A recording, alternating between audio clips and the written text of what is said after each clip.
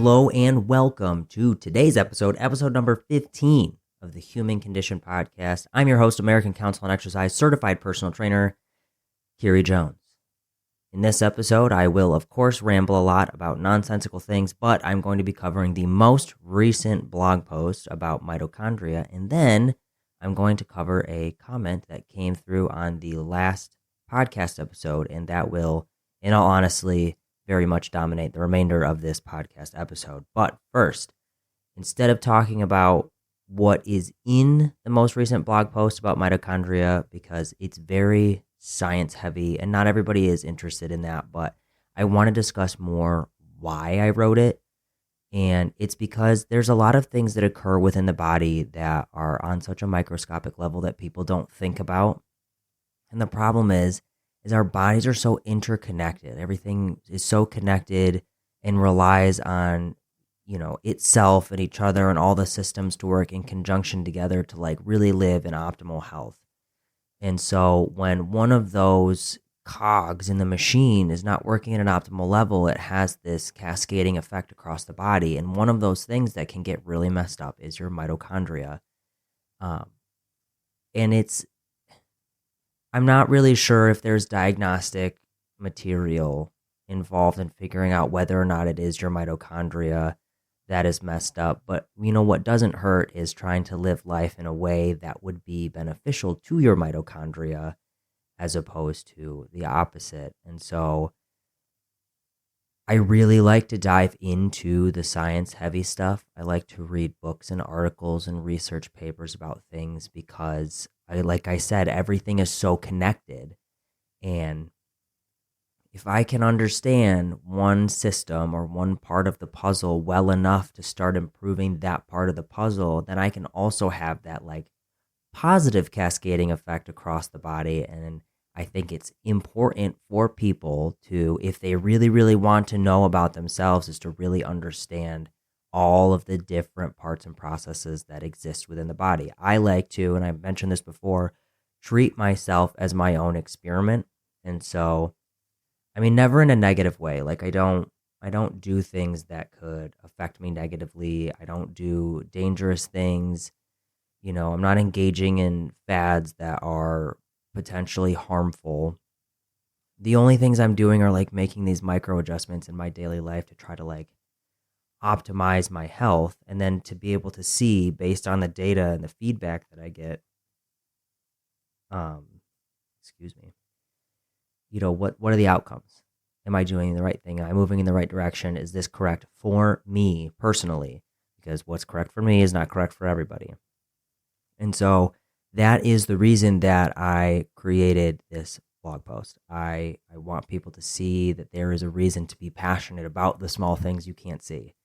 And it's not the only science heavy post that there will be, and I'm sure there will be more. And I would really, really love if, anybody could just shoot me a topic that I, can look into. Otherwise, I'll just, I like to go down rabbit holes and find things to look up myself. And usually it's in a very non-structured way until, I'm it's 2:00 in the morning and I wake up out of a dead sleep wondering whatever.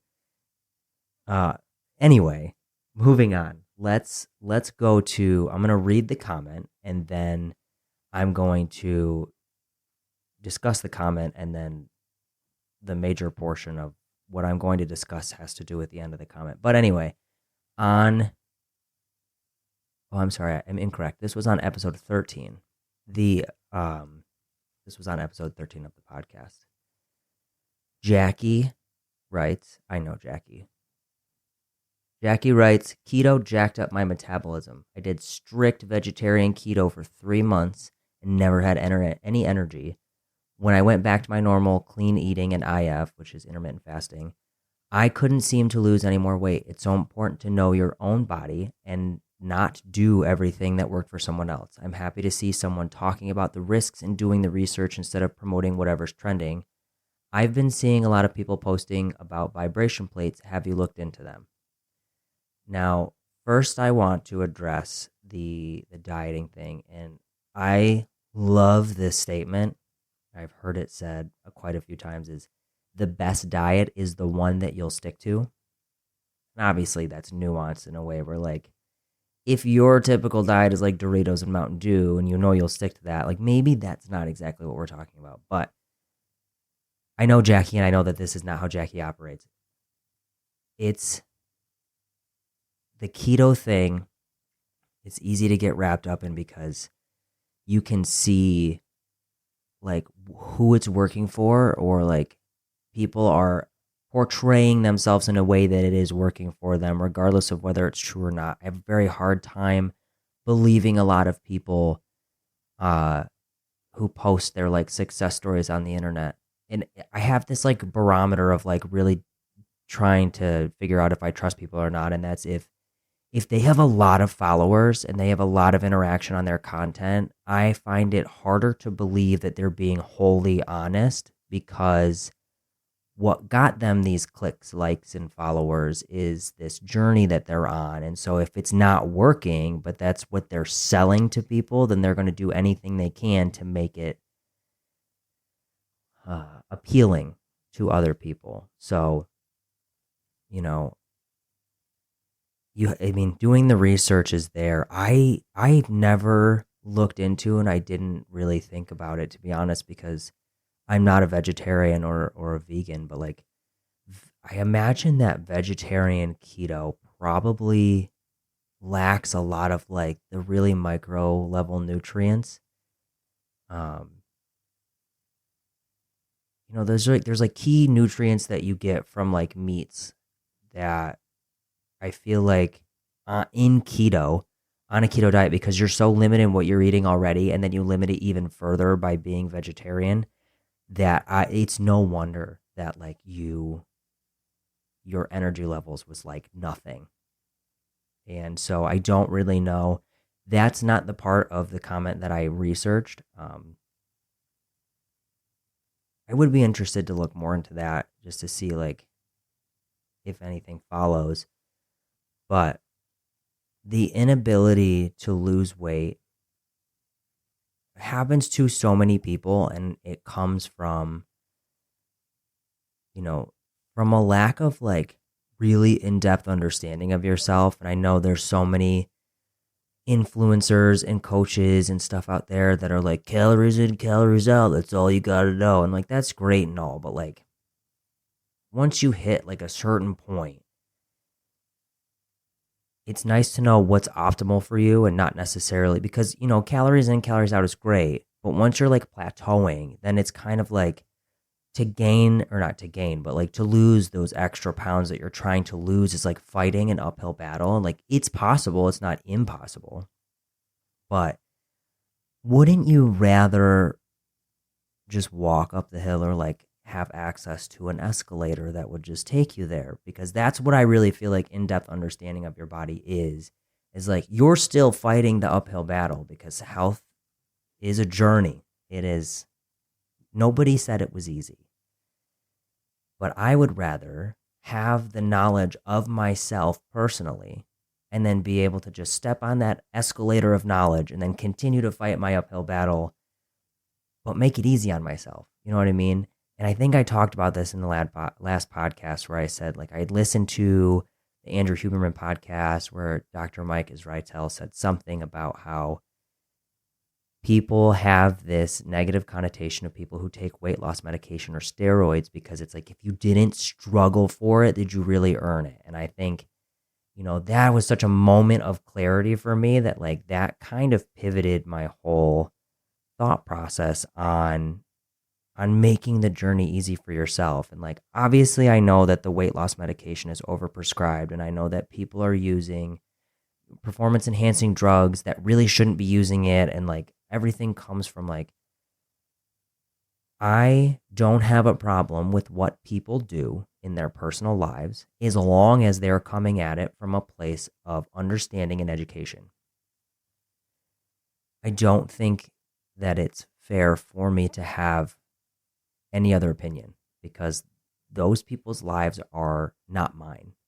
And I don't know what they go through. I don't know what they struggle with, but I'm going off in a direction that is going away from the topic of conversation. So again, having that really personal level of understanding of yourself is what makes the uphill battle easier. And, that comes from like being able to sit down with your doctor and request these like full hormone panels and full metabolic panels and like,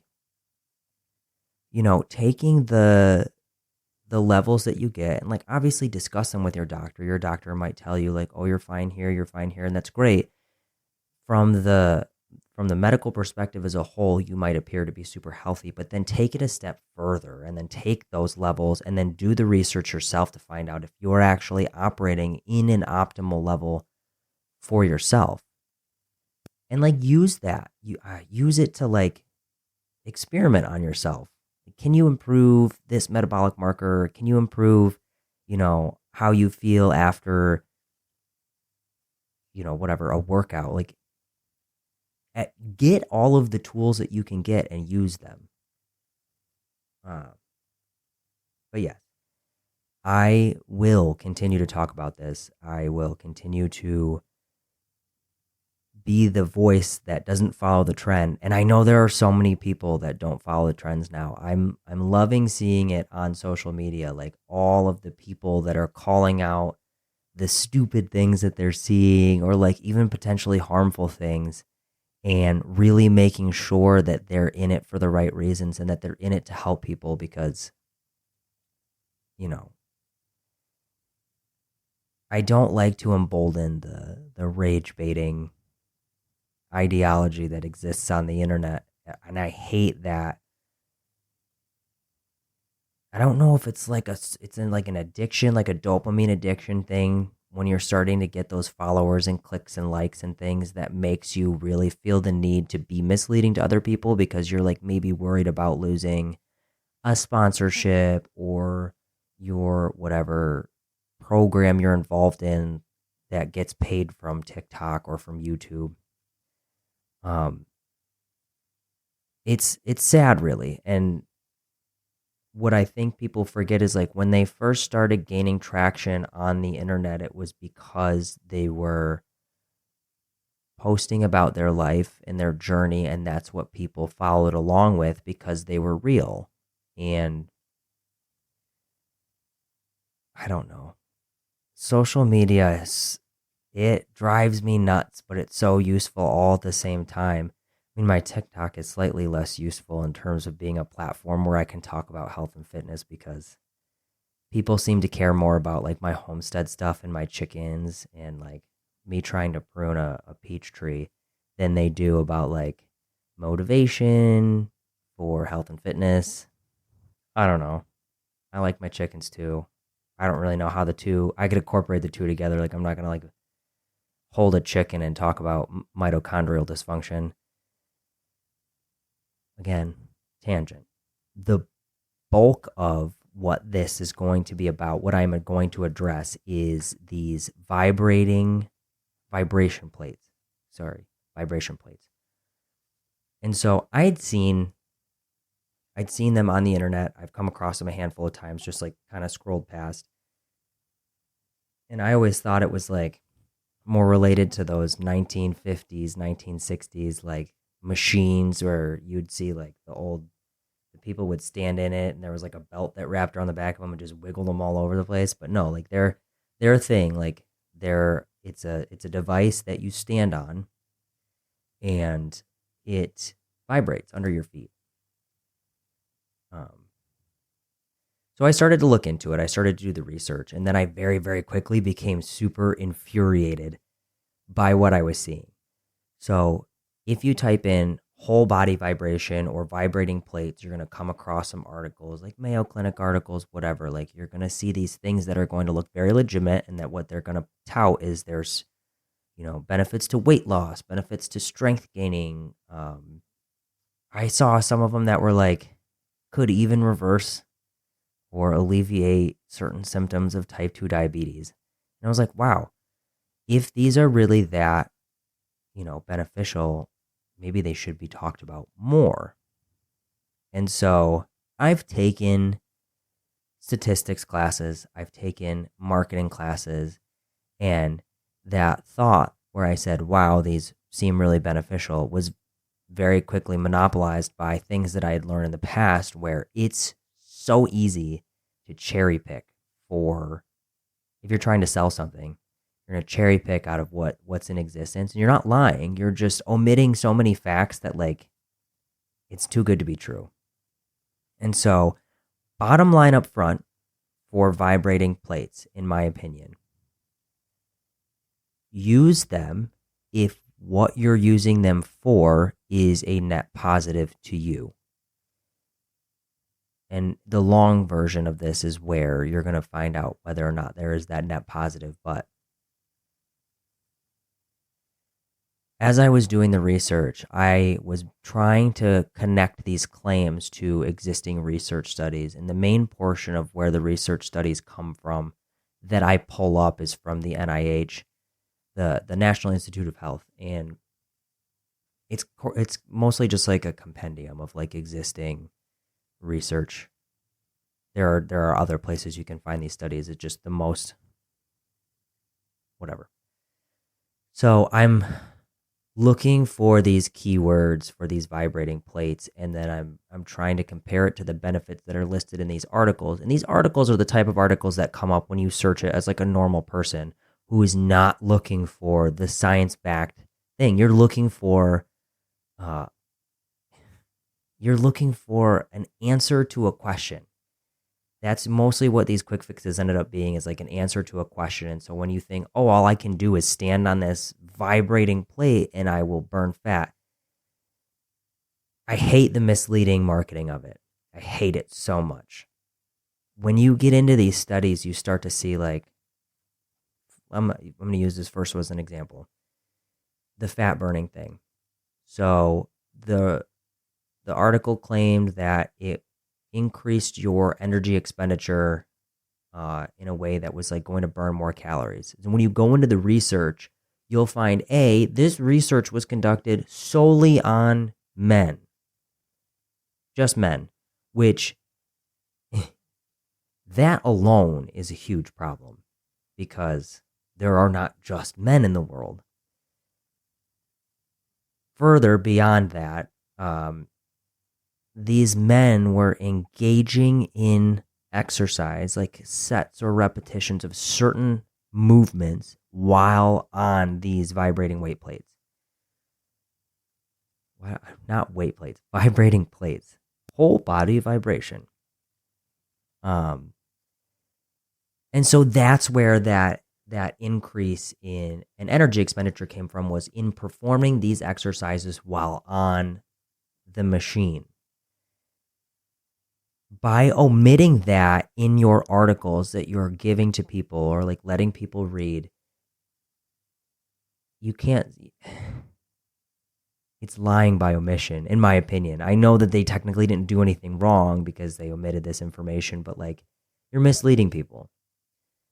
If I were a person who didn't know any better, I would read that article and assume that I could just buy one of these things and I could stand on it or sit on it for 20 minutes or 30 minutes or whatever it says to do, and I would be able to burn fat. But that's not true, and that's not the case. And I really think that needs to be addressed. The whole thing needs to be addressed. And what happened was, as I was going through this research and like comparing like the article to the research studies, is I was getting infuriated. And like, this really deep down is one of the biggest parts of the reason as to why I started The Human Condition and why I started this podcast and these blogs, is because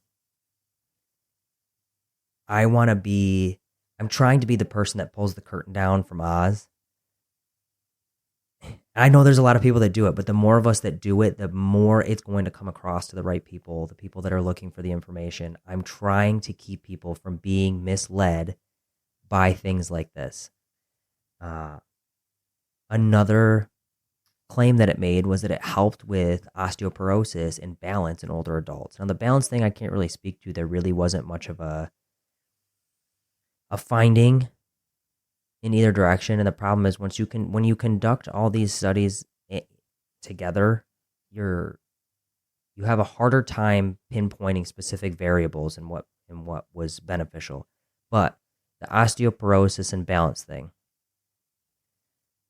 It claimed in one of these articles that it could help older adults regain bone density and strength, and so that would lessen their lessen the incidences of falls. What the article omitted was that in the study, they had two groups of older adults. One group did stretching and strength training, and the other one did whole body vibration and strength training. So they omitted the fact that these older adults were also on a strength training program. Admittedly, there was a slightly higher improvement rate in the whole body vibration older adults. But again, if you're omitting the key part where strength training was being conducted, then you're missing the point. Because as an older adult who didn't know any better, I would go on there and assume that I could just stand on the whole body vibration thing and that I would not fall, or I would regain some bone density and that would be that. But that's not the case. And it's really unfair to market it that way. Let's think of another one.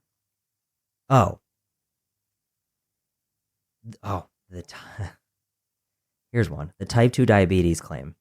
It was reversing or negating certain symptoms associated with type 2 diabetes, where I can't remember what the very specific symptoms were, because it was in a blind rage as I was reading this article. The study was conducted in mice. And I know, research-wise, whenever we're doing these things, it always happens in a layered approach where we start from like the smallest organism, and then we get more complicated and more complicated. Well, like mice is not the pre-human being trial. It's not the step before humans. It's a way for people to conduct research to start seeing what is beneficial before you can increase to the next level. So as promising as it is for these vibration plates to help with alleviating certain symptoms of type 2 diabetes, it is unfair to make the claim that it does this while omitting the fact that it does this in mice. There is no substantial evidence that proves that these vibrating plates are beneficial to human adults with type 2 diabetes. I'm getting frustrated as I'm speaking about this. I'm really trying to stay professional here. Let's see. I'm going to talk about one more of these things. There were claims about weight loss, cognitive function, energy expenditure, etc. There was a major study that was conducted, and it is very much, I don't even want to say it was cited in most of the articles that you can find about vibration plates, because there really wasn't good citation occurring. Maybe there was some links that you could click on, and you would have to know to click on it, and then you would have to read through all of the scientific jargon and know where to look in the research paper in order to find like these key things that are being omitted. And so, like the mice one, for instance, they linked the study. They just didn't mention it in the article. If I were me and I wasn't actively looking for it, I'm not going to click a link to read a research paper. I'm just going to keep reading the article that I'm reading. But anyway, most of these articles are referring to this one specific research that was conducted. And when I went into this specific research, I found out that it was a meta-analysis research, which is basically it's a research conducted upon several other types of research, where they go read those research papers, and then they accumulate all of the data, and then they base their inference about, whatever it was that the research was about on the data that came out of these several different research papers. So basically, they're not conducting the research. there's no way to control for what is existent across the board.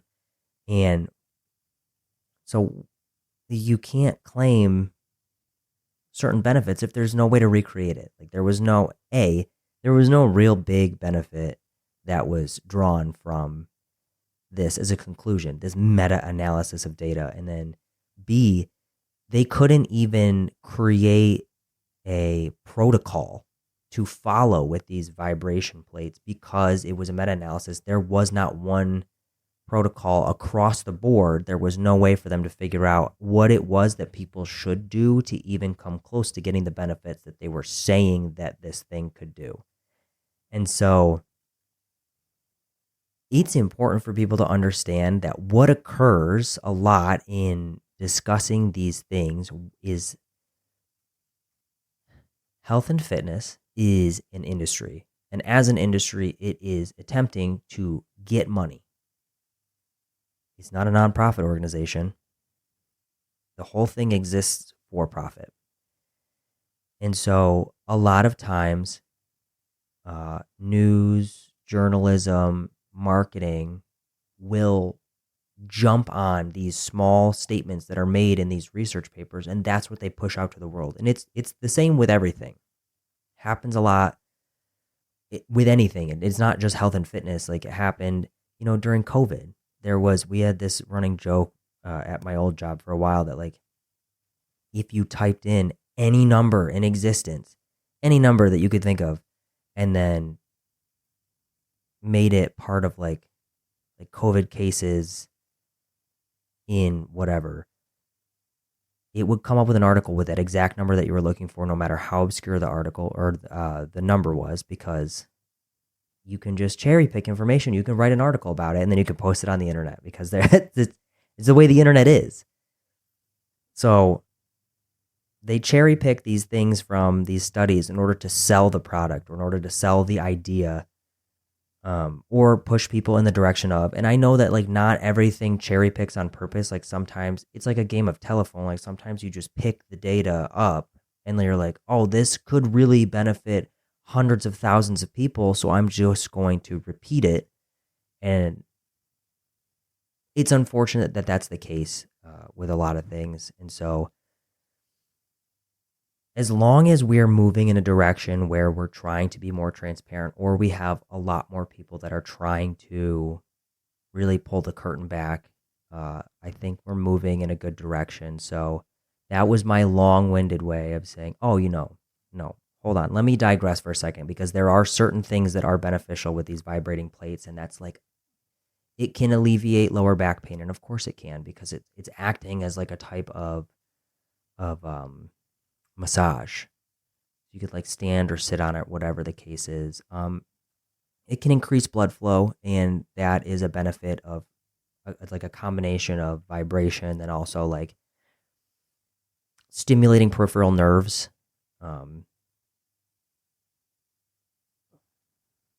Beyond that, I mean, if you're going to use it the way that they did in the study, where you're actually conducting sets or repetitions of certain movements while on it, you could have a 10 to 20% increase in your energy expenditure, which could just make your workout that much more difficult. But if you're going to do that, come at it from the perspective of understanding that like your energy expenditure from exercise is just a small portion of your total daily energy expenditure. So, is the cost going to outweigh the benefit, if that makes sense? So there are benefits. There are some benefits, however small, to using these vibration plates. And I shouldn't even say however small, because I understand, like, I have lower back pain. I know a lot of people have back pain. With chronic pain, if you can do anything to alleviate it, do that. But they're beneficial for very few reasons. And the only reason that I would suggest using them is if you are using them for those reasons, or if you have, if you have the money to spend on it and you would like to experiment with the effect of these whole body vibrations on you and your physical fitness. by all means do it, but don't do it blindly.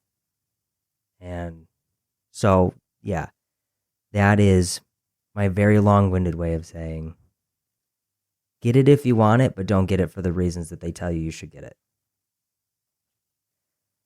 So, yeah, that was, like I said, it took up a big portion of the podcast.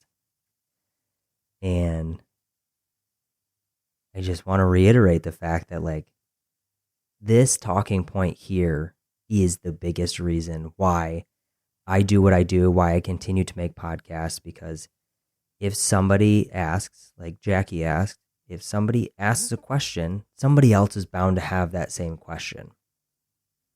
And so, it doesn't matter how many followers I have. It doesn't matter how many people listen to the podcast, how many people read my blogs. I don't care, because at some point, the right person is going to find the information they're looking for. And so I'm just going to keep doing it, because right now in my life, I have no reason not to. And so, yeah, comment on my stuff. Comment on it, like it, follow, subscribe, whatever the thing is, whatever platform you're watching, looking, staring at me on.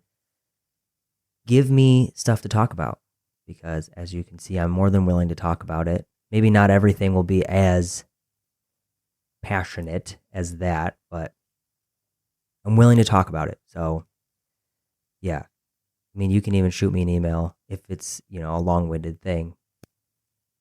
But I'm also here for, one-on-one coaching on the internet. That's really the key here. That was like the key, the cornerstone to my business is putting out the information, and then like also being able to help people on a one-on-one basis.